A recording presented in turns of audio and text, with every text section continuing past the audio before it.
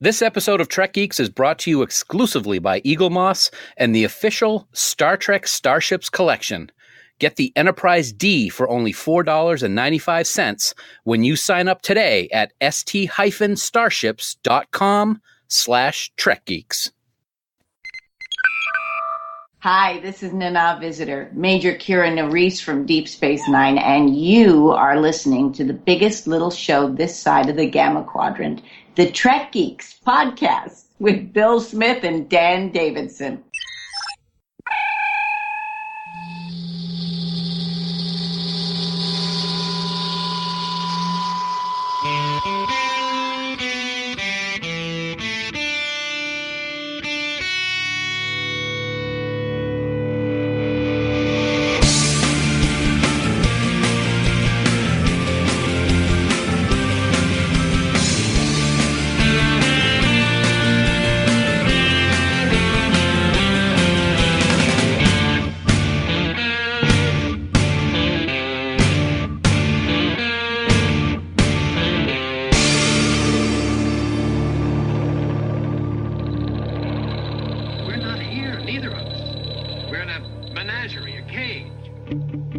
From a listening post orbiting Bajor and Podfleet Command. Greetings, everyone, and welcome to Trek Geeks, your independent Star Trek podcast, the biggest little show this side of the Alpha Quadrant.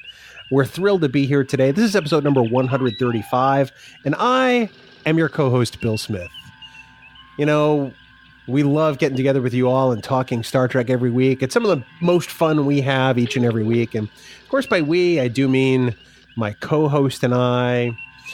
If he were ever a member of the Maquis, they would have abandoned him on a planet quicker than you could imagine, because he's not very strategic and he's not very Maquis-like. He's the kind of aimless and sort of, singular focused Dan Davidson. Dan, sorry about that, buddy. I guess it's back to the Nyberite Alliance for you. Wow. Very nice reference. Little Way of the Warrior there, I'm thinking. See, I remember Trek Geeks and Stump the Geek, so yeah. I didn't remember it then. That's what I was just going to say. You didn't remember it when it counted, but we're going to bring up the Nyberite Alliance as often as we can, buddy. Thank you. Yes. No, it's great to be here. I've been looking forward to this discussion for quite a while here on episode 135, and thank you for that wonderfully boring introduction. I really appreciate it, Bill. Well, it was only befitting a man of your stature, I assure you, my friend. I knew that was coming. I walked right into it. Rake, wham. Thank you. Wham. Step right on the garden rake. Buddy, this week we're going to do our first 3-part examination. And we're going to focus on the dynamic of Michael Eddington versus Benjamin Sisko. And the first of the episodes is really just a fantastic entry in Deep Space Nine. It is really a fantastic entry. We've seen Eddington before this episode, but this was really what started what we like to call the Eddington Arc. And I am looking forward to the discussion. It's a great, oh my gosh, episode. There's a lot of things that you don't expect, especially towards the end. We're going to get into all that stuff, and I've been looking forward to this 3-part conversation for quite some time. That's right. Episode 1 that we're looking at tonight is For the Cause. And then in the remaining 2 weeks, next week and the week after, we'll look at For the Uniform, which is just so intense. Yes. And then, of course, the last episode, which is that, oh my God, I'm having a total of glory. That's glory. I totally had a mind blank just then. Oh my word. That's right. I had a mind blank because I forgot to say that we were talking about For the Uniform. So. Or for the cause. For the cause, yeah. Even that one, too, yeah. Well, Dan, your cause right now is to tell the good folks listening how they might be able to get in touch with us and remind us of all these episode titles, since we are obviously challenged in that regard. Very challenged. It would be my pleasure, sir. It's actually easier than ever before to get in touch with us. Head right on over to trekgeeks.com/contact, and there you'll find a variety of ways to send us your thoughts. And hey, we want to hear from you, so please check it out. You can leave us a voicemail. You can Skype chat us. You can fill out the contact form and leave us a message about anything that might be on your Star Trek mind. Plus, don't forget that you can click the big blue button over on the right-hand side of the website, and you can leave us a voice message using SpeakPipe. And also, we talk about it every single week. I never get bored of it, Bill. We'd love it if every one of you listening would join our official Facebook group, Camp Kittimer. There are tons of great things going on there all the time. Star Trek talk, Star Trek picks, contests, polls. And hey, we got something new. It is the Friday commute celebration where Bill and I do a weekly lip sync, especially just for our campers. So check it out. And plus another bonus. Oh yeah, you'll also get early access to episodes of the Trek Geeks podcast. So win-win, right? So to join the group, head on over to facebook.com/groups/Camp Kittimer. And one of our wonderful admins, Heather, Jackie, or Dan, will let you right in to join in on all the fun. But please remember that any comments or messages you leave us in any of these places may be used in a future episode. Bill. That is correct, Dan. Thank you very much. This podcast is infinitely better when we hear from you. So please send us your thoughts or even just to say hi. We'd really appreciate it. Dan, you and I have spent a lot of time appearing on the podcasts of lots of friends of ours lately. And we figured it'd be good to give everybody a heads up as to some of these appearances because we've racked up 3 or 4 and counting, I might add. Yeah, it's always a great honor to be invited onto these other podcasts. We're family. We love Star Trek. We love talking to other people about Star Trek. And it's always really special to me when someone asks if we can come on. And I had the honor of being on Warp 5 just a couple of weeks ago with our good friend Brandon Shemutala. And we talked some Enterprise, and we had a great time. I got to say, we had a really fun conversation. We talked the Stormfront 2-parter and the episode after, which is it's escaping, I think, Home, I think was the title of it. But it's Home. Yep. Yeah. Great Enterprise conversation. And also just today, we had a special, or Mission Log had a special supplemental episode drop, which I was very, very proud to be a part of in regards to Captive Pursuit and what it means to me. And I can't thank John and Ken enough for inviting me on the show to talk about it. I just am, and I'm not speechless because I'm talking, but it makes me feel speechless when we have a conversation like we did. Can't thank them enough, but not just me. It's not just about me, Bill, even though you like to try to make fun of me and say that it is. There's some good stuff that you have been on recently as well, hasn't there? Oh, there absolutely is. And before I move on to my stuff, I just do want to say about your appearance on Mission Log. I have to echo your sentiments. We can't thank John and Ken enough. We've long thought of them as inspirations for us and as kind of the gold standard in Star Trek podcasting. And for them to reach out to you to talk about your story about Captive Pursuit, which was also our episode 114, and why it is so very significant in your life. It's something I hope everyone will take the time to listen to. So that said, I myself have actually had the chance to appear on Trek FM's Standard Orbit. And that's significant for me because it was one of the first 2 podcasts I ever listened to, the other being Mission Log. And they are kind of what gave me the inspiration that, hey, we might be able to do this podcast thing. So it was really great for me. Big thanks to Ken and Zach over at Standard Orbit, because Zach was out of town. So filling in was our good friend Haley Stoddart, who has just been named, Dan, a co-host permanently of Trek FM Standard Orbit. So we're very excited that the creator of Trek Tuesdays is now a member of the podcast club, if you will. What fantastic news that was to come across over the weekend or late last week. She's been such an integral part of Camp Kittimer and has been such a big supporter of Trek Geeks. And by the way, we haven't had her on Trek Geeks yet. I think we might need to do something about that now that she's become all famous and stuff. So we're gonna have to talk about that at a later time. But congratulations to Haley. That's great news. We should talk to the guy who does scheduling for Trek Geeks and make that happen. Yeah, I'll see if they can send I think his name is Davidson. Yeah, I'll look it up and I'll send it to you. Thank you. I appreciate that. But yeah, on Standard Orbit, we were talking about Star Trek V, The Final Frontier, and I was asserting the position that the movie really is terrible. Because it is. So let's be honest. It's not a great movie. Not great at all. It's still better than Nemesis or Generations, but it's not great. And then lastly, this past weekend, I recorded an episode of Trek Profiles, which is one of the brand new podcasts from the Tricorder Transmissions Network, hosted by our good friend John Krikorian. It's not going to be released probably until June. He's releasing 1 episode a month. And I am going to be episode 4. And it's essentially an examination of Trek fans and why they love Star Trek. So it's a very personal interview. It's a very focused on my fandom. So when it comes out, we'll definitely let people know all about it. That's fantastic. Yeah, I imagine you'll get hit up for one of these soon, and you're going to have a great time talking with John. I would be honored to be on the show and talk about my fandom. I think it's great that you're doing that, man. I can't wait to hear your story. I've heard it, but hearing it in a podcast type of audience, I'm really looking forward to it. So that's something that will be coming out. When did you say that'd be coming out? In June, in theory. Okay. Episode 3 is dropping, I want to say in early May. Okay. So I should be in early June. Episode 3 is actually going to be Amy Nelson. I'm going to have to listen to that one too now. And the first 2 episodes were Barry DeFord, our good friend, and also the aforementioned Haley Stoddard. So lots of great Trek people telling the stories of their fandom. So it's definitely a podcast worth checking out over at the Tricorder Transmissions. I think that's fantastic. Also, I do want to mention, I unfortunately, and forgive me, I forgot to mention Brandy Ticola was the person that we were on Warp 5 with Brandon the night we were talking Enterprise, and we had a great time. So, Brandy, I'm sorry I didn't say it right away, but I'm sending you some love.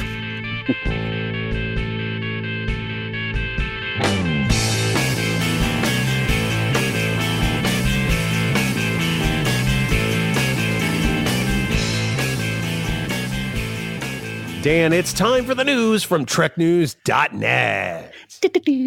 No, can't do it that high. Hold on. Spanning the Alpha Quadrants. For all the news on all the Star Treks, yo. It's TrekNews.net. Nope. You want a second take on that one? Cold. Thank you, Peter Brady, online at TrekNews.net. And Dan, up first, we've had a bunch of emails come in about our last episode, the Stump the Geek. And one of the questions that was included about, or it's actually the bonus about the first officers of the Enterprise D. Yes, a beautifully brutal question, I must say. One of your best. I really, I didn't get them all. And I didn't get any points as a result, but the question was so awesome. I can't really be upset about it. It was a good question, my man. But the question was to name all of the first officers of the Enterprise D. And after we went through the list, several people contacted us through various means to say, hey, how come Kieran McDuff wasn't included in that list of Enterprise D first officers? And Bill, I think you got a very good explanation as to why he's not on that list.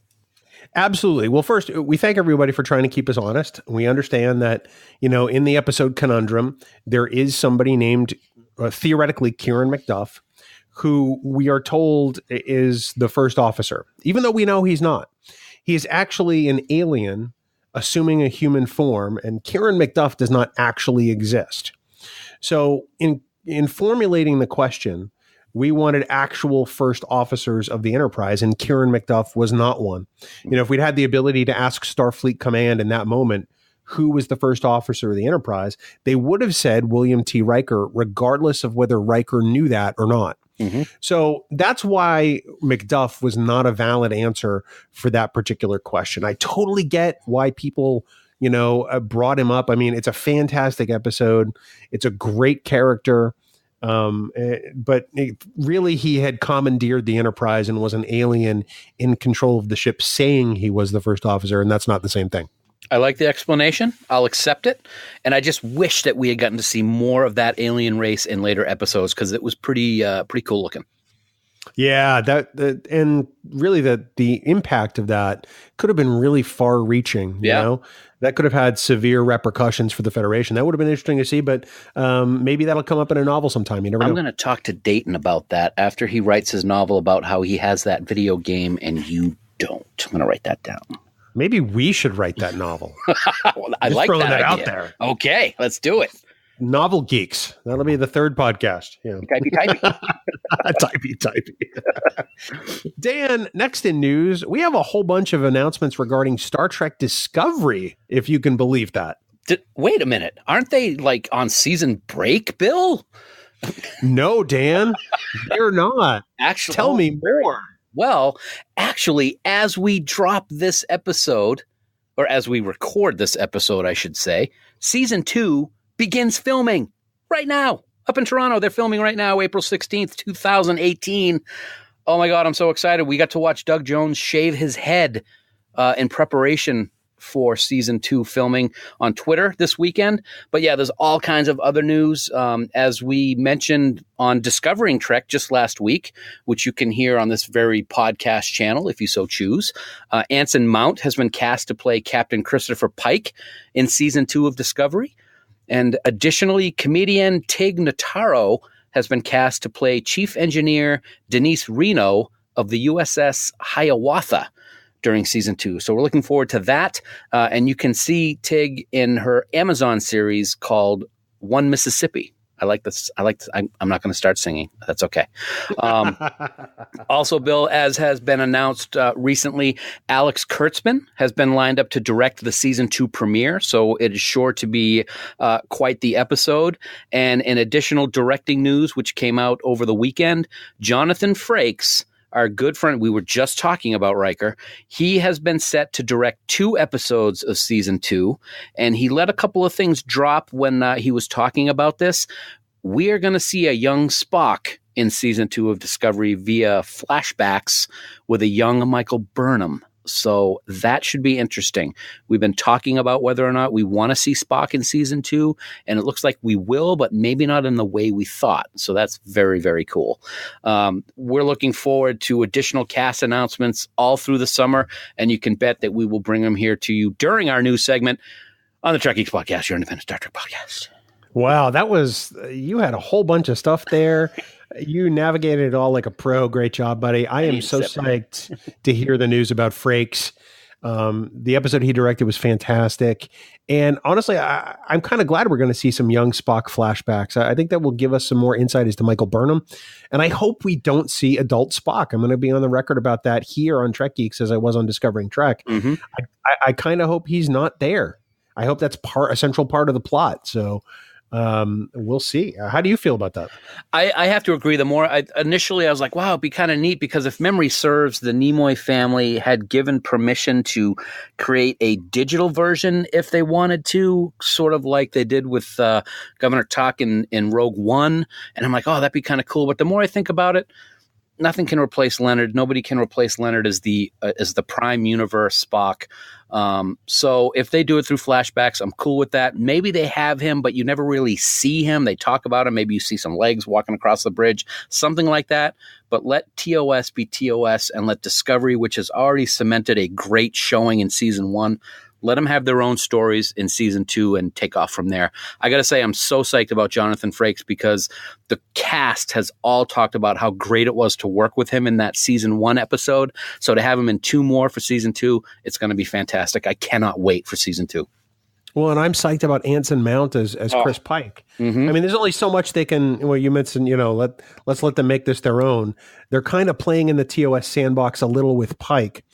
It'll just depend on how much of that happens, right? Right. So, but I think this is great casting. I think that he's going to do a great job as Pike, and I can't wait to see the stories that they've cooked up for us. I think it's going to be fantastic. I think so too. One of the things I hope to see, if they can fit it in correctly with the timeline, is the accident with the Delta rays. That would be great somehow to see in Discovery, just so we have a visual of what actually happened to him. But we'll see. We will see. Dan, in other news, it looks like the official Star Trek podcast is no more. Yeah, this was a little bit of a surprise. Engage, the official Star Trek podcast, after 94 episodes, host Jordan Hoffman announced on the show last week that Engage had been canceled. It appears that CBS decided to sell the CBS radio portion of the company to Entercom, which in turn decided to make a business decision and cancel Engage and other podcasts that were on the Play It network. So it was a business decision. Jordan stressed that it had nothing personal to do with him or any of the people that worked on the show. It was a surprise. We've talked a little bit on our show that we haven't really listened to it all that much. I've listened to an episode here and there, but it was a surprise, that's for sure, especially the official podcast. It is, but these things happen, right? Anytime you've got a major corporate entity that enters into a field like this that they don't necessarily always play in, sometimes decisions like this are made. And I think it's a little short-sighted of Entercom. Perhaps they just don't see the value in podcasting, and that's unfortunate for the people who listen to Engage. It is. if you were a listener of Engage and you're looking for other Star Trek content, let me assure you there are lots of wonderful non-official podcasts out there, and you can find them incredibly easy by searching iTunes or even in Google just for Star Trek podcasts. Yep, absolutely. We mentioned a few of them just a few minutes ago. They're all wonderful. That's the great thing about Star Trek is there's so much content out there to talk about. There are tons of podcasts. There are a lot of great ones out there, and we certainly recommend people check them out. Yeah, they're published by fans that, use their passion to talk about this thing they love, kind of like we do. And, people are drawn to different podcasts for different reasons. And I recommend that if you did listen to, Engage, there's so many out there that you can try on and see if you like. And you can find something that gets you through your Star Trek fix. Here. That's it. Yeah. So lots of podcasts and we hope that you'll take the time to explore a good many of them because so many of them are fantastic. Well said. And there's one called Trek Geeks that's pretty good too, I think, too. That one's okay. The co-host is a bit of a bore, though. No, the host is awesome. Yeah. Yeah, the host is awesome. The co-host, we've received an email. He's boring. Mm-hmm. Dan, some new Star Trek Deep Space Nine 25th anniversary swag has made its way to our quadrant, sir. It is always good to hear about new Star Trek Deep Space Nine merchandise. And yep, we're celebrating the 25th anniversary of DS9 all year long. And CBS has partnered with Amazon and is offering a slew of new design t-shirts. So here's the interesting catch, though. According to TrekNews.net, you must have a Prime membership in order to be able to see and get these shirts. I found that very interesting. Designs include schematics of DS9, the Ferengi rules of acquisition, cast photos, other emblems, a whole bunch of stuff. So if you are a Premier member, go check it out. If you're not a Premier member, hey, get a Premier membership. It's worth it because you get Star Trek stuff, right, Bill?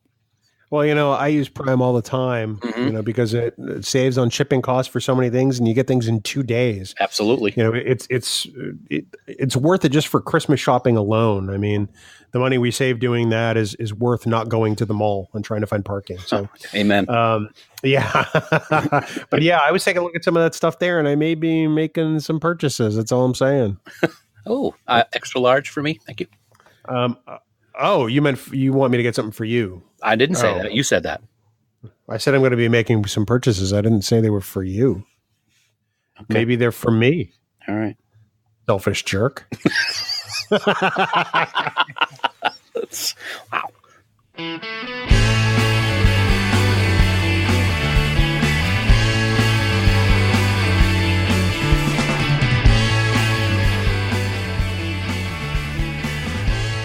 Dan, we are pleased and incredibly proud to welcome Eagle Moss and the official Star Trek Starships collection as our first ever sponsor on the Trek Geeks podcast. I don't even know if I can express how excited I am. It takes a lot to get me excited, Bill. I don't know, maybe hearing that you're not going into work, so I don't have to commute with you in a particular day, that gets me very excited. But nothing like this. I have loved these Eagle Moss products for a long time. They're officially authorized by CBS Studios. It's called the official Star Trek Starships collection. It's only available from Eagle Moss Collections. And we are now having them sponsor the Trek Geeks podcast. We're very excited about this. This is the ultimate collection of vessels from across the entire Star Trek universe, from TOS in the original series, TNG, DS9, Voyager, all the way through the movies, including Star Trek Beyond. So it's great news. And as you can tell, I'm pretty excited about it. You and I have seen these ships. We've seen vendors selling them in Vegas. Mm-hmm. We've seen some of the one-off things that we've received as gifts, and the quality of these ships is just it's amazing. Each of these models, Dan, is made of die-cast metal and high-quality ABS materials, and then they hand paint each of these models with reference to the actual CG models used in production. And as often as possible, they actually use photos of the original studio models when those are available. But, you get one of these things in your hand and they're amazing to look at. It's like they came right off your screen and into your hand. Each of these ships also comes with a display base, which is really kind of great because the ship sort of sets in there nicely and there's not a hole in the ship to stick it in. And there's also a collector's magazine featuring behind-the-scenes info, original design sketches, and a breakdown of the technology on board. And these magazines are printed just beautifully in full color on this really beautiful paper, Dan. They're really great. You welcomed me to my new job with a cube gift of the original TOS Enterprise large model, and it is gorgeous. These small ones are absolutely beautiful, and it's very easy to start getting them. You can subscribe to the collection today to receive your first ship, the USS Enterprise NCC 1701D, for only $4.95 with free shipping, Bill. Wow. I know, right? Additional models, and I got to tell you, there's already over 100, and they're amazing, and some that you wouldn't even think of, they're there available for you. They'll ship twice monthly, and they're delivered directly to your door. So before you know it, you're going to have your own fleet, and you can then, Bill, send your ships to us in a picture on Twitter because we want to see them, man. Oh, we really do. We want to. In fact, people should use the hashtag send your ships when they post their photos of their tiny starships. But, Dan, also don't forget, as a subscriber, you're entitled to free gifts worth over $90. And of course, you can cancel your subscription at any time. And full details can be found at st-starships.com/trekgeeks. And don't forget, the fans who'd like to purchase their favorite ships individually can certainly do that too, for just a few dollars more, either online at shop.eaglemoss.com or at your local comic book shop. So excited about this. So remember, folks, to subscribe, that's st-starships.com/trekgeeks. And we thank Eagle Moss and the official Star Trek Starships collection for sponsoring this episode of Trek Geeks. Dan, we gathered this week to talk about, sort of round one in the Sisko versus Eddington saga. And that is, of course, the Deep Space Nine episode For the Cause. Man, what a great episode this is. It's a great episode. We've been wanting to do this for a long time. We've talked about it several times. And I don't know, man, it just seems that everything's been building to this. And so I'm looking forward to the discussion. That was really good. Thank you. Like a lot of Deep Space Nine episodes, there were a lot of layers here. And it's really evident with this story because, at the heart of it is a betrayal of Benjamin Sisko. And I don't necessarily mean by Michael Eddington. That's right. Mm-hmm. You go through, 3 acts of this episode, almost 4 acts of this episode, thinking that really the quandary here is the fact that Cassidy Yates has been smuggling for the Maquis. And you think that that's really going to be the big reveal of the episode, only to find out, oh no, my friend, there's more. Yeah. And, I got to hand it to the writers of the show and to the gentleman who plays Eddington, because as I said earlier, he's seen in other episodes of the series before For the Cause. And even through this episode, you got no idea what he's about to do. And when it actually happens and he stuns Kira, stunning, right? It's just one of those bleep moments that we've seen from time to time in Deep Space Nine. And like you said, Ben's already going through enough with what's happening with Cassidy. And then this gets thrown at him from out of nowhere. And it's just magic. Ken Marshall, who plays Eddington, it's hard to believe that Eddington's only in 9 episodes of Deep Space Nine. I know. Yep. But he's also in the movie Krull, which is a fantastic, horrible movie. It is. Let's be honest about this. He's also in, one of the epic miniseries in the 1980s, Marco Polo, where he played the title character. I remember my parents watching that in the 80s, and they absolutely loved it. It was an 8-part show, and they watched every single episode. I'm just going to say it just like that so you understand how they watched every single episode. Nice. And then when he turned up in Deep Space Nine, I thought his role was very interesting as a foil for Odo. Yes, absolutely. Here's this guy from Starfleet Security who's automatically going to set, Odo ill at ease. And they really played that up front in The Search Part 1 and Part 2. Oh yeah, Odo's my favorite character of the series. or one of my favorites, and to see him put in this uncomfortable situation right away. And, he's been on the station since before the Federation even was there as the quote unquote constable. And now all of a sudden this Yahoo from Starfleet is going to come in and he's taking over, and even though they say they're going to be working together, what they're going to be doing. It makes it very tough for Odo. And like you said, Ken Marshall does a great job in all of the episodes that he's in portraying Eddington, but it really takes off to a new level with what happens in this episode here. Well, Sisko trusts him implicitly because he's Starfleet, right? Yeah. I mean, he proves himself to be more than a capable officer. He adds value. He eventually finds a way to work with Odo, and their mindsets and their modus operandi kind of line up after a while when they realize that, each of them really does have the other's best interests at heart. And he becomes trusted. Yeah. And that's really what makes this betrayal, really kind of horrible for Sisko. It would be just as bad if one of the other senior staff had betrayed him. But here's this guy who he let in, Right. He was assigned to Deep Space Nine, and Sisko let him in. And then this happens. You just said it a minute ago. Odo even starts to trust him. The scenes in this episode where they talk about how they've been working together and they've got this idea that possibly Cassidy is involved with Maquis smuggling, you see that connection, that they work well together. Odo does not look nearly as uncomfortable around Eddington as he does around other people of the senior staff that he's been working with even longer than with Eddington. So I thought that relationship, that's another area of a relationship that we never really got to see, is what did that do to Odo? He was uncomfortable at first, and then, he came around and they worked together, and then boom, there's this betrayal. We never really saw how that affected him, if it did at all, but I can't imagine it didn't. Oh, I can't imagine it didn't either. Yeah. Let's exist in a vacuum for a second. Let's pretend the other two episodes for the Uniform and Blaze of Glory haven't happened yet. Okay. Let's just take this episode at face value. So like we said, at the heart of this episode, there is the betrayal of Benjamin Sisko by Cassidy Yates, where he discovers that she's been helping the Maquis. Do you think that Eddington purposefully arranged for it to be Cassidy simply just to compromise Sisko?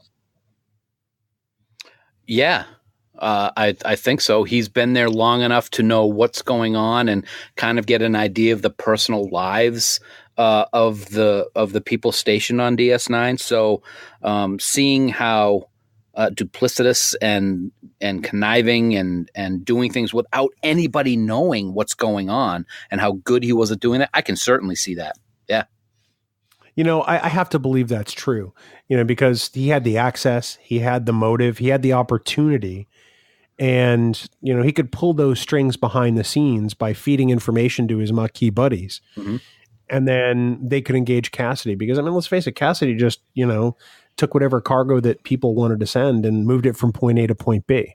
Right. So I have to believe that he was instrumental in creating that deception, which is part of the reason why I think ultimately Benjamin can forgive her, to be honest. That's a good point. I've always wondered, we saw what happened with this episode, and she goes to prison, and when she comes back, it's really like business as usual. It doesn't take long for that reconnection to take place and for that relationship to continue to blossom. And I think that's a very good reason why that happened. She didn't do this. She was played to do this. She could have made the decision not to, yes, but who knows? There were so many things that we saw Eddington do that we didn't see, I should say. So who's to say that things that we also were not privy to seeing on the episode itself took place to kind of coerce and steer Cassidy into doing what she did? I never really gave it a lot of thought till now, man, and that makes perfect sense. I have to believe that's why Sisko is able to welcome Cassidy back and get things back on track. Because Cassidy Yates is perfect for Benjamin Sisko, and they work. It took a lot for him to get to that place where he could fall in love again, and then it was taken away from him. And I have to believe that that's because of Eddington, and his Maquis ties. Right. I think that the beauty of the way they wrote this character is you didn't have a single inkling before he turned that phaser on Kira that he was anyone other than Starfleet tried and true. Yep. Absolutely. Like I said, it's one of those oblique moments. And one of the things, I'm going to get to that in just a second, but when you were talking just now about Cassidy, one of the other things that I like about Ben, and it's something that I've talked about before, I think everybody deserves a second chance. And why not Cassidy? She did something wrong. She paid the price for it. And now she's back getting her life back together. And Ben's right there to help her with it. I think that's a great part of Sisko's character. But back to Eddington, like you were just saying, that's one of the brilliant things about this whole Eddington arc before we get to the 3-part arc that we're talking about here. The writers do nothing to indicate in any way, shape, or form that he's doing something other than being a perfect Starfleet security officer. And that's one of the brilliant things about the storytelling in Deep Space Nine. I don't think there could have been anybody that expected that to happen when Kira walked in and he just says, I'm going to have to take command of the station. Zap. I mean, it was just like, what are you doing? Whoa. It's one of those moments, and it's just awesome. I can remember watching this in 1996 and just being completely stunned. Yep. I mean, at the point where I'm pretty sure my jaw could have physically hit the floor possibly when that happened. You know, it was just such an amazing moment. And you knew at that point exactly what was going to happen to those industrial size replicators. You know, you knew they were going to the Maquis, and you know that could essentially turn the balance and effectively, you know, affect the whole Dominion thing too. I have to say that one of my favorite scenes in this particular episode is the scene between Benjamin and Jake, where Benjamin has got a lot on his mind. You know, he and Jake are at the table, and Jake's like, you know, trying to, you know, nudge the old man and, you know, saying, hey, you look pretty tired. Did you see Cassidy last night? Like, Jake's trying to be an adult at the table, right? Companionship. Yes. And it's so enjoyable to see, but it's also so incredibly painful because you know that Sisko at one point he could just start yelling at Jake at any given moment because Sisko's a little yelly. Yeah, a little bit, but, and I'm sure you're going to be talking about it, or we're about to bring it up, is then it turns because he does bark at him a little bit, and then he apologizes, and that scene where he grabs Jake's hand and says, "This is important. All the other things can happen, but this is what important is." That shows that closeness between Ben and Jake and Avery and Sirach, in my opinion. That's one of the best scenes between the two. I agree with you completely. You know, it's funny you brought that up because I was going to mention that. And it's one of the reasons why I love that relationship so much and why I think it really is pivotal and one of the most important relationships in Star Trek. You know, because you get to see, you know, a family that, you know, that really loves one another. Not to say that other familial relationships don't in Star Trek, but it is always on display with Ben and Jake, even in the simplest of interactions. You know, it's funny, when I was on a guest on Trek Profiles this past weekend, and I mentioned, as I usually do, that I think that Benjamin and Jake is the only non-dysfunctional family relationship in all of Star Trek. And the first thing that John Krikorian brought up was, well, what about Wesley and Beverly Crusher? I said, well, Beverly Crusher leaves. Yeah. And she leaves her son with the officers of the Enterprise to raise for however long. I mean, at the time she left, we didn't know she was coming back in a year. Nor did she. Because, nor did she. Neither did Gates McFadden. Yeah. But, you know, they kept Wesley on the ship because, you know, they could. And that, you know, when she came back eventually, it was not easy between the two of them. Yeah. And then he asked, well, what about Worf and Alexander? I'm like, well, Worf is a terrible father. Yeah. Worf didn't want to be a father, and he put that on display in Next Gen more often than not. So you get to this relationship with Benjamin and Jake, and my God, man, it is just absolutely beautiful from the pilot all the way through all 7 seasons. And you're right, that simple touch just says volumes. He didn't have to say anything. He didn't have to say this is important, right? Because we knew just from him extending that hand that it meant everything.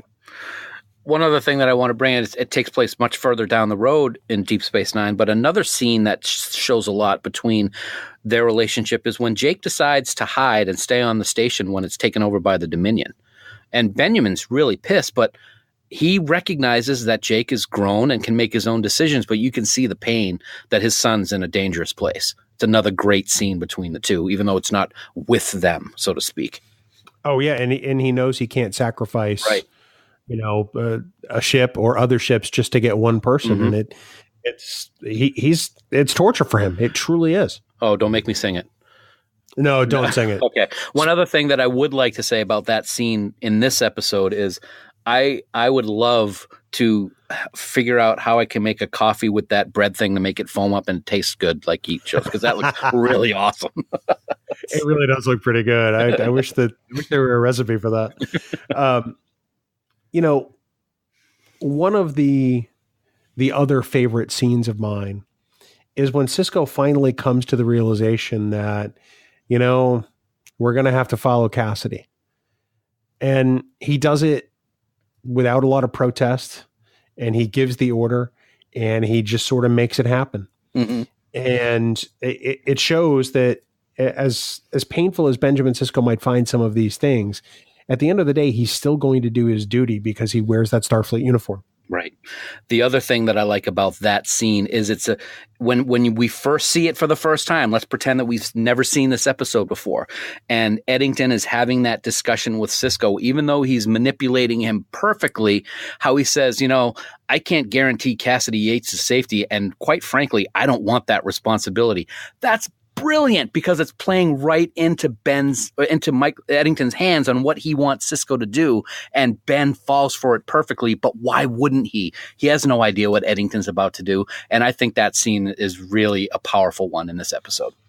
Well, and I think that that's part of what makes the Eddington character so compelling and so fascinating. Mm-hmm. He's a master manipulator. Mm-hmm. He's in a position of authority, not just as a lieutenant commander, but also as a security officer. And in this case, Starfleet's security officer aboard one of the most strategic bases in that part of the galaxy. He uses that authority to cover his actions as a terrorist, for want of a better word. Right. And he plays the senior staff at Deep Space Nine like a fiddle, and Sisko in particular, which is why I think that it becomes such a vendetta for Benjamin to bring Eddington to justice. Right. We get a little bit of that at the end of this episode, certainly not to the extent that you would expect, but Benjamin's hurting from something else, which is why I think he doesn't necessarily start yelling at Eddington. Sure. He just very calmly explains to him where the bear's going to do his business in the woods. Right. And we'll talk about it next week, but man, the gloves come off and we see Ben do things we would never expect any Starfleet officer, let alone Captain Benjamin Sisko, do what he does. I can't wait to talk about that too.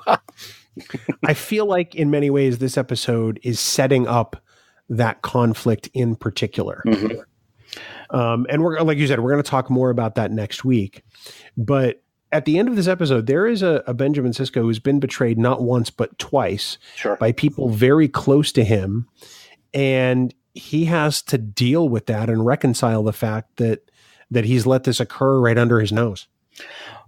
What I think is a great scene also in relation to that is you see how much he's hurting without him showing it. In the scene where he's talking to his senior staff about what's going to be happening, he dismisses everybody. And as Dax is walking towards him, towards the door, she turns to say something. And before she can even get anything out, he says, "Dismissed, old man." He doesn't even want to hear it from his closest friend. So you can tell that it's killing him inside. Another great scene in that episode. Oh, absolutely. He knows he has to work through that. And although Jadzia would, find a way to help her friend and say the right thing, he doesn't want to hear the right thing right now because he knows that, he's been played. He knows what this all means. He knows that it's torpedoed his relationship with Cassidy. He knows that it's put the Starfleet and the Federation in a really bad spot. He knows it's empowered the Maquis. It's potentially changed, fundamentally the balance of power in that relationship. And it's a threat to the Cardassians, which means directly it's a threat to the Federation. So it's more than just Ben was betrayed. There's repercussions for this all throughout that part of the galaxy. Yeah, exactly. One of the things that I wanted to also bring up in this episode that has nothing to do with Cassidy or Sisko or Eddington is the B story, or maybe even the C story, if you think of Cassidy as A, Eddington as B, or vice versa. But the C story in this episode, I thought was a great, relief from the tension of what was going on in the main story plot, and that's Garak and Ziyal. I think that, of course, anything with Andy Robinson in Deep Space Nine is just pure gold, but his relationship with Ziyal is really special, and we get to see the beginnings of that with this episode, and they're both nervous. A little sexual tension there, I think. What do you think, Bill? Oh, a little bit. I mean, I get why she wants to, sort of break the ice with Garak and spend some time with him. I mean, he is the only other Cardassian on the station. Mm-hmm. She doesn't know much about Cardassia. She can't go there. Yep. Because she'll be shunned because she's part Bajoran, and she doesn't really feel at home on Bajor anymore because she looks like a Cardassian. Sure. So she's sort of in this, purgatory, for want of a better word. And the only other person there who might be able to understand anything of what she's going through is an exiled spy. Absolutely. And I got to say, kudos to the makeup department for Deep Space Nine, because the subtle differences with Ziyal being half Bajoran and half Cardassian, the Bajoran ridges, along with the, I don't want to sound racist because we call them the spoonhead part of the Cardassians, was awesome. And I got to tell you, man, I didn't notice that right away when we first saw Ziyal. It took me a while to notice it, and how the females of Cardassia have the less pronounced bones in their face. I thought it was great, and I apologize I don't have the actress's name who played Ziyal for this episode, because it wasn't the same actress for the entire series. I really wish they had kept her the whole time, because I loved her in this episode. This is actually the only time Tracy Middendorf plays Tor Ziyal. Wow. In the episodes that we saw her before, it was played by Sia Batten, who we see again in other like in Enterprise, I believe. And she's in Indiscretion and Return to Grace. And then in season 5's in Purgatory's Shadow, Melanie Smith, who I think is on Fear the Walking Dead now, assumes the role and then plays it throughout the balance of the series. Yeah, okay. I love the scene in the elevator where they're both there with people, so they're okay. And then it's just the two of them. And the way that Andy Robinson just delivers that, and you, my dear, have nothing to fear from me. It's just the perfect Garak expression. But he means it. With all the other times he has these expressions, he's being Garak the spy, Garak the manipulator. This is true Garak, and it shines through brilliantly with Andy Robinson, as anything he does. And I have to correct myself. She's not on Fear the Walking Dead. I had her confused with somebody else. So. Okay, that's all right. No, I wanted to correct the record. Thank you. Hey, you had the name, and I didn't, so thank you. So yeah, this is a one-off for Tracy Middendorf, and you're right, she's fantastic as Ziyal. I wish we had seen more of her, but for some reason, I guess maybe they didn't like her in the role, or maybe it just didn't work out, or it's too bad. Oh, wow. I think back to the scene in the cave, because there's always caves in Star Trek, right? All kinds of caves. I guess, the sauna or the spa or whatever they want to call it, and Cardassians aren't much on decoration. Or comfort.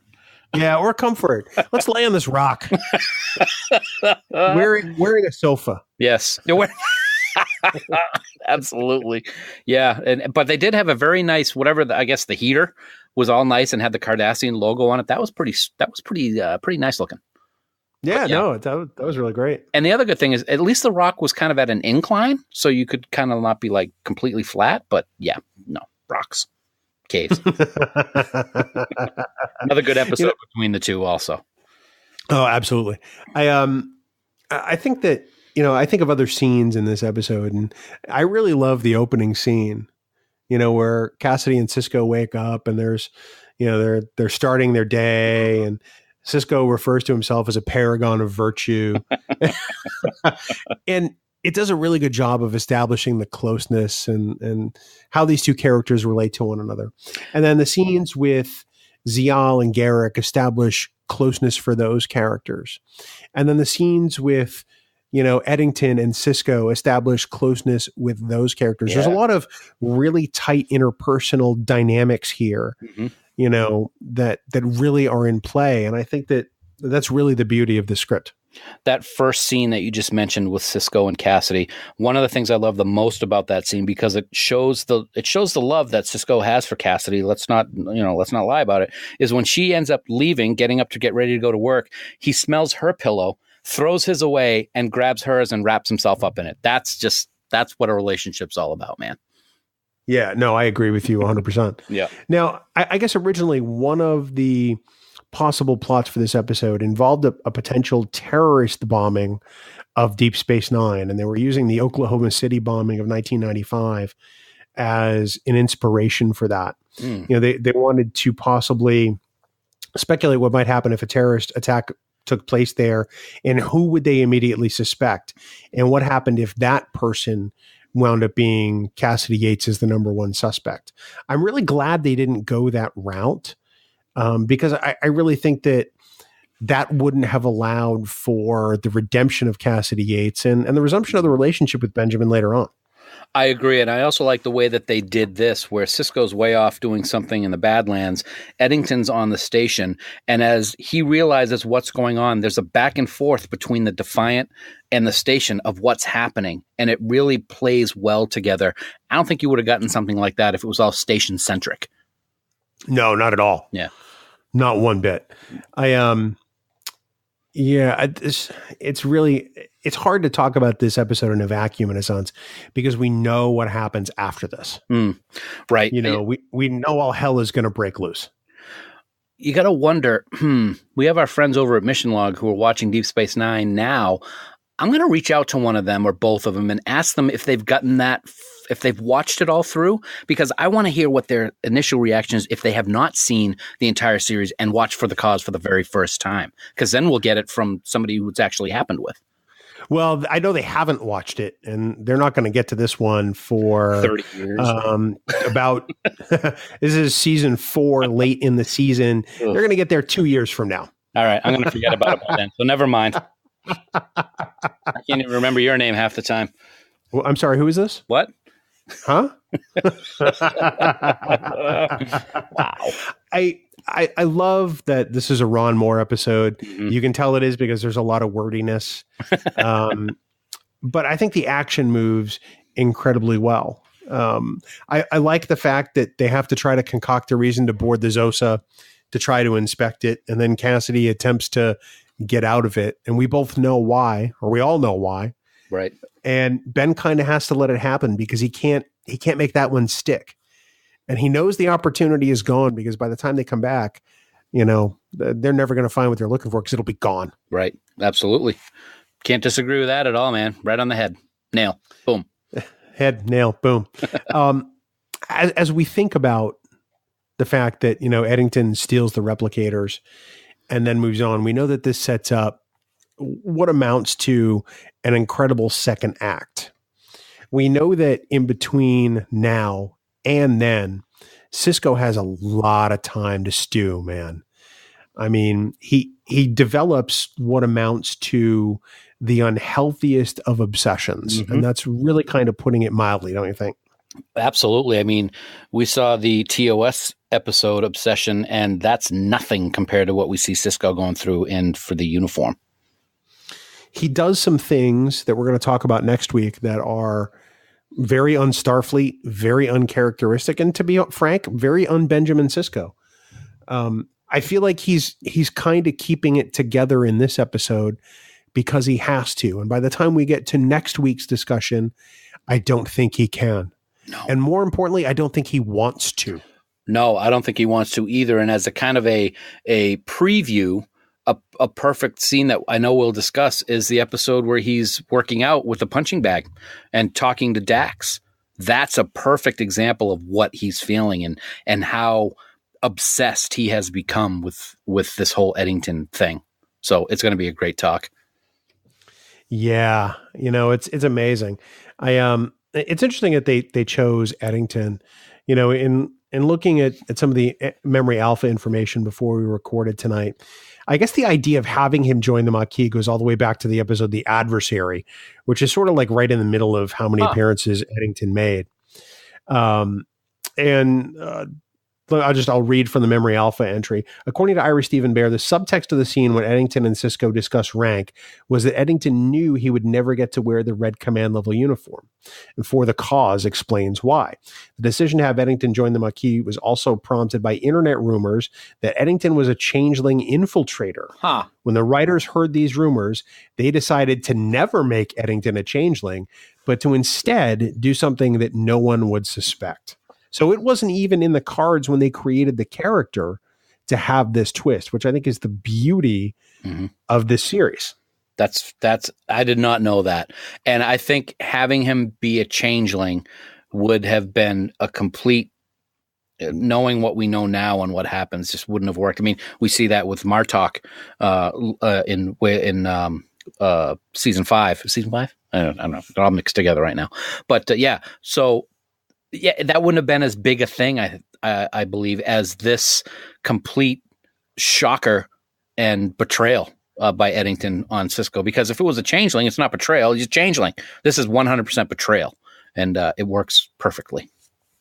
In Eddington's sort of final conversation with Sisko in this episode, we know that Deep Space Nine is darker than Next Gen. We know that it occupies a different space in Star Trek than Next Gen does. Whereas Next Gen sort of has this sort of idyllic Federation where, we always do the right thing. Deep Space Nine always blurred those lines and there was a lot more gray area. In Eddington's final conversation with Sisko, you kind of get the sense that Deep Space Nine really kind of moves away from that Federation for really the rest of the series to some extent, because then it becomes embroiled in the Dominion War and saving the Alpha Quadrant. And it really gets darker faster, I think, rewatching all of this than maybe I realized when I initially watched Deep Space Nine. That's something I haven't really actually thought of. I'm going to have to, when we do the rewatches of these episodes and then I continue on, I'm going to have to keep that in mind to see if I have the same take of it as you do, man. Well, at the end of this episode, Eddington is really kind of, he seems annoyed with Starfleet and the idea of, of this beautiful future. He seems that Starfleet has sort of ruined everything. And it's really kind of surprising that, he would really kind of fall in line with the Maquis, especially knowing that, it was a political decision more than anything. Right. But, the thing about Starfleet is, it's paradise for want of a better word. And Eddington says nobody leaves paradise, and why would they? But he does. And that's because he's so turned off by the fact that these colonies were just given to the Cardassians. And that's always just made me scratch my head that this character in particular couldn't see why. I mean, he didn't have to agree with it, but to rebel and to betray the Federation like that is really just kind of shocking. I think it could be said of a lot of the characters that we have gotten to know over the course of the Star Trek universe. Any of the ones that were Starfleet officers that all of a sudden betrayed Starfleet and joined the Maquis.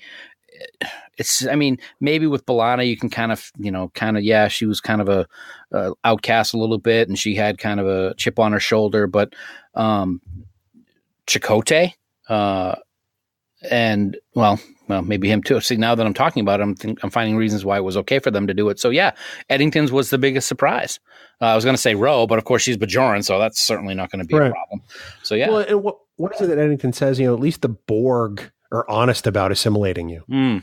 Which leads me to believe that he feels betrayed by Starfleet. Or by the Federation, maybe both. And that's really kind of the surprising thing when he throws the Borg in Sisko's face. And he's so disenfranchised and disenchanted with that, that perfect Federation that he's taking these kinds of actions. And I think that, that's really kind of surprising. On one side, you have Kira, who fought as a terrorist to, get rid of the Cardassian occupation, because they were horrible. They pillaged Bajor, they ruined the lives of the Bajorans, they enslaved the population. And Eddington becomes a terrorist simply because he doesn't like how awesome the Federation is. It's funny. this goes to show, I think, in some ways, how this type of off-the-wall radical thinking can distort someone's perception. You're actually going to compare the Federation and what they did with a couple of colonies, and it's not right, per se, to the Borg, and you're saying that the Borg are better in that instant? Yeah, that's a little off the wall. That one's and you're right. When he throws that at Sisko, it's like, say what? That was another strong moment in the episode that, to me, showed the complete lack of reason that the Maquis would have in the situation. Or in particular, the complete lack of reason that Michael Eddington has. Yes, yeah. Because he can't even, address the topic rationally. Right. He can't present his case to Sisko and say, look, I used to believe in this thing. I can't believe in this thing anymore because of what we did with these people. Right. Chakotay approaches it far more rationally than Michael Eddington does. Yep. Obviously we don't know all of Chakotay's details with the Maquis, but he doesn't seem nearly as off the wall as Eddington does by a long shot, even when we meet him in the beginning of Voyager. Right. I agree. Absolutely. Yeah. The more I think about the different characters, when I said a minute ago, the more I'm like, no, yeah, they all had reasons. And it made sense. But this one was a complete, wow moment. Wow. So, we're forced to believe that Michael Eddington is a serious threat, not just to the security of Deep Space Nine and to Bajor, but to the Federation and to Starfleet, and possibly to the Cardassians. And I think that that's why Sisko knows by the time for the uniform comes around that he has to stop him, because it's just going to escalate. In some ways, this is going to sound really weird, and I don't know if I'm going to bring it across correctly. But you look at the size of the Federation and Starfleet, and you look at the size of the Empire in Star Wars, and then you look at the size of the Maquis, and then the size of the Rebellion. To me, the Maquis is such a smaller group of terrorists than we see with what the Rebellion is in Star Wars. How could they have been such a big threat that they were made out to be in more than one series? That's something that's crossed my mind from time to time. Yeah, I can understand why you think that. I think it's because we never got a sense of a sort of central, guiding force of the Maquis. They splintered into groups for a reason, and that's, which was explained in TNG. Yeah. But I think it also, made them less serious of a threat because you were, constantly dealing with, gnats instead of, dealing with, one big hive. True. Good. I like that comparison, man. Very well done. Oh, thanks. I just sort of pulled that out, just right out of the top of my head. Okay. Thank you for saying top of your head. Yeah. So I think we have to agree that there's not a bad moment in this episode. No, I don't think there is. Not a single bad moment. It's one of those episodes that you just, when it fades to commercial, you're like, oh, even if there's no commercials. Yeah. Well, usually when we talk about an episode, there's usually things that we would have liked to have seen them do differently, or that maybe didn't leave us with, the best of tastes. But no, everything in this episode works. Yeah. And it's hard to pick, a standout moment, because the entire thing from start to finish truly stands out. Yeah, I agree. If you had to have a standout moment, if you were forced with a phaser in your head, what would you pick? Oh man, that's so hard. Wow. Oh, it's okay. So today, just today, this could change tomorrow. This could change a month from now. Okay. But as of right now, today, I'm going to say the final scene between Cassidy and Benjamin. Okay. As she's being taken off. Okay. For me, because yeah, he says, they essentially say their piece. He says, he knows, and he says he'll be there, and she says she'll be back, and they're going to pick up, and that he understands her role in this, and that there's more. Right. This is a ... and not a period. Sure. And that this has a place in Benjamin's heart. And to me right now, for today, that's really what stands out to me in this episode. Okay. I think, and it may be one that a lot of people choose just because of the sheer magnitude of the scene. It's when we find out what Eddington's doing and he stuns Kira. That is just a moment that it's like the Jem'Hadar ramming the Galaxy class starship in the Jem'Hadar episode. It's one of those moments. So that to me is the one that you're like, just jumping out of your chairs, pointing at it, saying, "He did what?" It's just awesome. Just love it. It really is. Everybody turns in a great performance. Well, I say everybody. I mean, Alexander Siddig has one line as Bashir in this episode. Yeah, that's true. Practically. I mean, I don't think he does anything in this episode at all. So Dax is great with her uncertainty with Sisko. Yep. Ken Marshall, man, he kills this episode. He just knocks it out of the park completely. He is the best good guy turned bad guy, sure, I think, in the history of Star Trek. I have to agree with that 100%. He's great. I got to say, at first, when he first came on Deep Space Nine, I was a little like, do I like this guy? I grew to like him. I grew to love him. Then I grew to hate loving him. I understand, right? I get it. Exactly. Well, over the next 2 weeks, we're going to be looking at the final 2 chapters in this. I want to call it a battle, but it's really not. It's kind of like the ultimate conflict for Ben Sisko. Yeah. He doesn't really have a nemesis, and I think this is as close to that as he gets. He goes on the hunt for Michael Eddington the next episode, and he's not willing to let anything stand between him and Eddington. And we're going to talk a lot about obsession, and we're going to have some hard questions next week. That's for sure. I like it. I'm looking forward to it, and you can bet that I'll be here talking to you about it, my friend. I sure hope so. Dan, the other thing we're going to be here talking about next week, when we get to this juncture of next week's episode, is 5-Year Mission. And how much we love those guys. Year 4 is dropping in just a couple of weeks. Oh, man. Oh, my God, Dan. My God. And we're going to have brand new 5-Year Mission music, and we're going to be hearing some of that on Trek Geeks. Yes, we are. Pretty darn soon. So we want everyone to head out to 5yearmission.net. Really order your copy now. Just do it. You're going to love the music. You're going to become a huge fan. And then when you hear the music on Trek Geeks, you're going to go, oh, I know that song. And it's awesome. Really? Yeah, 5yearmission.net. I love it. I can't believe that we're less than 2 weeks away now from year 4, which is it's just awesome. And if memory serves, I think a tweet dropped just the other day that they were guests over at our friend Jim Morehouse's Trek Ranks, and they may have had a little year 4 music in there. We're going to have to check it out. I'm so psyched. I'm also. You know what else I'm psyched about, Bill? I love Deep Space Nine.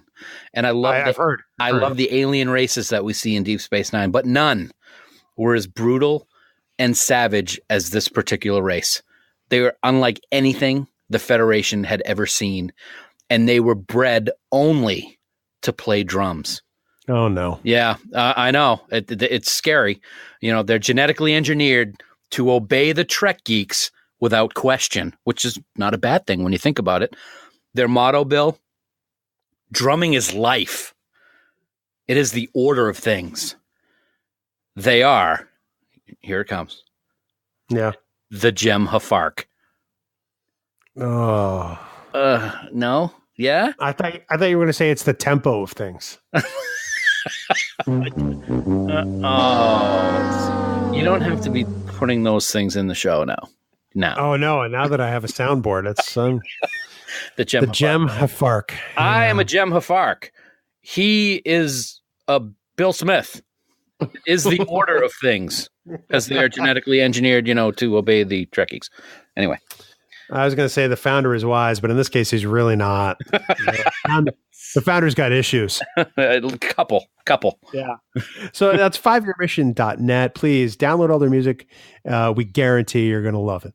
Dan, next week, as we talked about just a few moments ago, we're going to continue our look at Sisko versus Eddington with what amounts to an intense middle act. Isn't that correct, sir? Yeah, intense is an understatement. Next week, it's going to be part 2 of our trifecta as we deep dive into the second Eddington Arc episode, which is entitled For the Uniform. And I don't know about you, Bill, but I've always thought that this second episode was the best of the 3. And next week, we're going to break it all down on an all-new episode of Trek Geeks, your independent Star Trek podcast. Well, we don't get echo for podcast. That doesn't sound right. That doesn't sound right. That's going to draw the explicit tag. No, not really. Not at all. And of course, for more great Star Trek discussion, we want everyone to head on over to the Tricorder Transmissions online at the tricordertransmissions.com. Yeah, Dan, you know that they have a brand new podcast called Trek Profiles. Did you know? Oh boy, that they have another new podcast coming soon? I don't have enough room on my Zune for all these awesome podcasts. Right? They keep turning out more and more content. They have a weekly Star Trek news show starting up soon with a rotating lineup of hosts on the Tricorder Transmissions Network. Wow. And like all of their other shows, it's going to be fantastic. So that's the tricordertransmissions.com. And of course, Dan, for all the news on all the Star Treks, please visit our great friends at treknews.net. For now, this has been episode 135 of the Trek Geeks podcast. We do hope you all live long and prosper. You know, Bill, in some ways, you're even worse than the coconut. At least the coconut tells you how good it's going to taste. No? Right? Maybe? False. Yummy!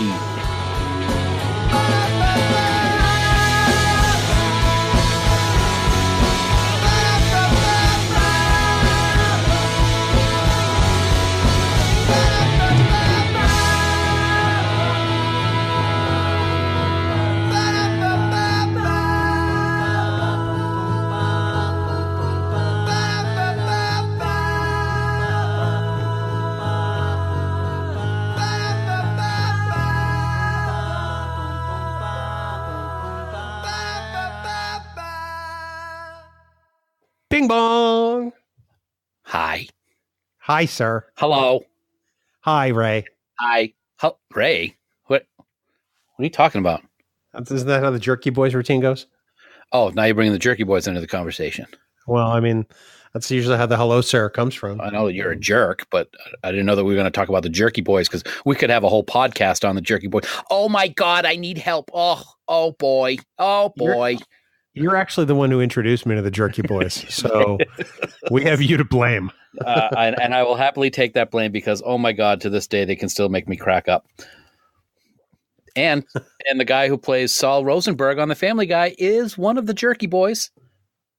Nice little fact there. Yeah, absolutely. Well, yeah. It's who cares? You know, Jerky Boys, aptly named for you and I to be talking about them. So they can get their own podcast. The Jerky Boys podcast. Maybe they have one. That's a good drink. What are you drinking? I cracked open some Patron tonight, my friend. Nice. Yeah. So a little Patron margarita with a little pomegranate lemonade thrown into it.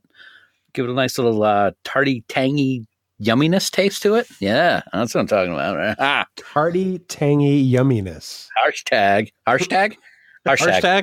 Hashtag, Spock. Hashtag, Mark.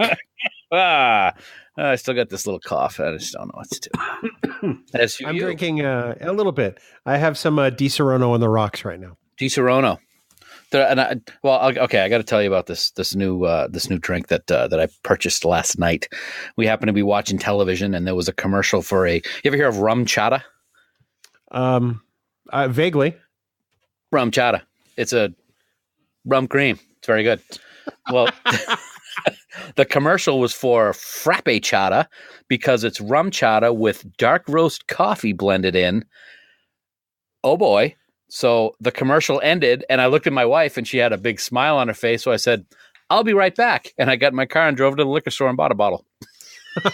So wait, this is like a Starbucks Frappuccino with rum. Is essentially what we're talking about here? Pretty much. So I got home, I put it in the fridge, I let it chill for a bit, then poured a couple glasses over ice and boy, oh boy, it's got a nice cinnamon vanilla flavor with that little bit of coffee. And it's only got the amount of caffeine as a decaf cup of coffee. So you can drink it late.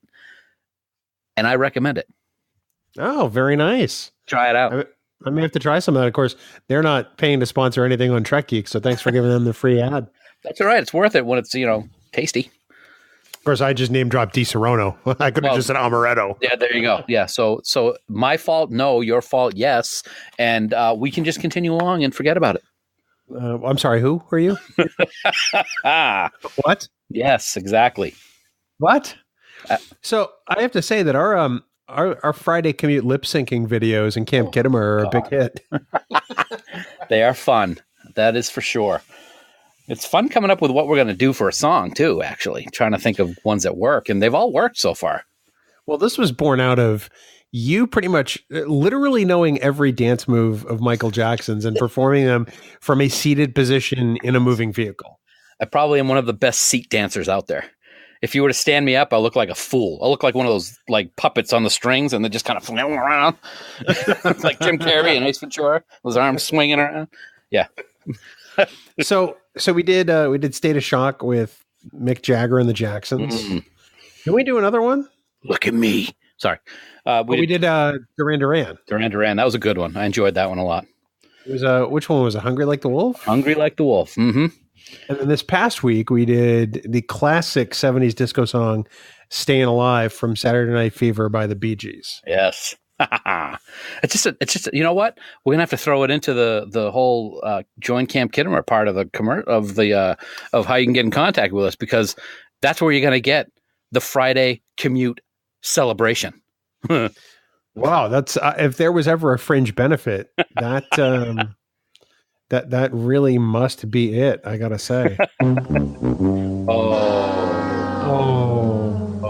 Sorry. Wow. The answer we were looking for was Ipswich clams. Yes, that's about as old as you are. You know that?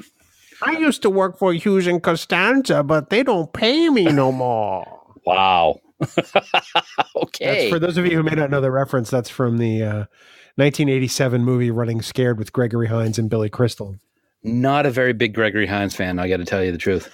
I once met him in an airport. Actually, it was Cincinnati. This is going back like 26, 27 years ago. I was headed back to Denver after spending the holidays at home, and I was at a gate, and the airport was pretty dead. I mean, I was on a last flight out to Denver, and the two guys sitting behind me were like, hey, that guy, he's been in like movies and stuff. And I look up, and Gregory Hines is walking down the hallway. He's like alone. There's nobody else in the hallway. It's just Gregory Hines walking down toward us, and he can hear these guys. Like, what is that guy been in? And Gregory Hines is practically right on top of us. I said, I don't know, Tap, Running Scared. And Gregory Hines looks at me, points with his finger and thumb, and goes, my man, and keeps walking. Nice. Very good. What were you doing in Cincinnati? It was a connector from Boston. I had to stop in Cincy, and I had to make my way to Denver from there. Okay. All right. Well, I approve. My man. My man. That's awesome. Yeah. Gregory Hines, one of those great talents, just taken far too soon, man. Yeah. How long ago did he pass away? Oh, wow. A while, wasn't it? Yeah. Jeez. I feel like I have to look this up now. I'll get it before you will. Yeah. He died in 2003, August 9th. Yeah. Yep. Yeah. There you go. See? Wow. I can't type good, but when I need to, I be type good. I be type good. White Nights. That's another great movie. Of course, it's got that terrible Lionel Richie song. Say you, say me. Oh, I think we found our Friday commute. It's not a duet, though. Oh, well, you can just stare lovingly into my eyes as I sing it to you. We could pick another Lionel Richie song. Dancing on the Ceiling? All Night Long? All Night? I think those are the only ones that he ever did. No, I'm just kidding. Wow. We can do Brick House by the Commodores. Very good. Very good. How about We Are the World? No. Just the Lionel Richie song part. I really don't like that song, though. It's kind of worn out its welcome. I don't want to be insulting to the song because it was for a good cause, but it's like, come on. But it wore out its welcome about a week into it. Let's be honest. Wow. Okay. Woo. Okay. And complaints can be sent to Bill at. No, that's a podcast at trekgeeks.com. Yes. Well, I don't want to be involved in it. I'm part of a podcast. People are going to complain about you're putting down an American Icon song. You will get copied on all those emails automatically, by the way. So. I do. That's true. Yes. So you ready to do this there? Oh, I've been looking forward to this for several days. Yes, sirree. Let's do it. Can't wait. All right. Well, what are you doing? Let's do it. Tito, get me a tissue. Wow. Jermaine, stop teasing. Oh my God, that's awesome. All right, I'm quoting Eddie Murphy. Okay, Yes, you are. Before we get hit, I'm not mocking Michael Jackson. I'm mimicking Eddie Murphy's routine where he imitates Michael Jackson. Classic Eddie Murphy. All right, let's do it. All right.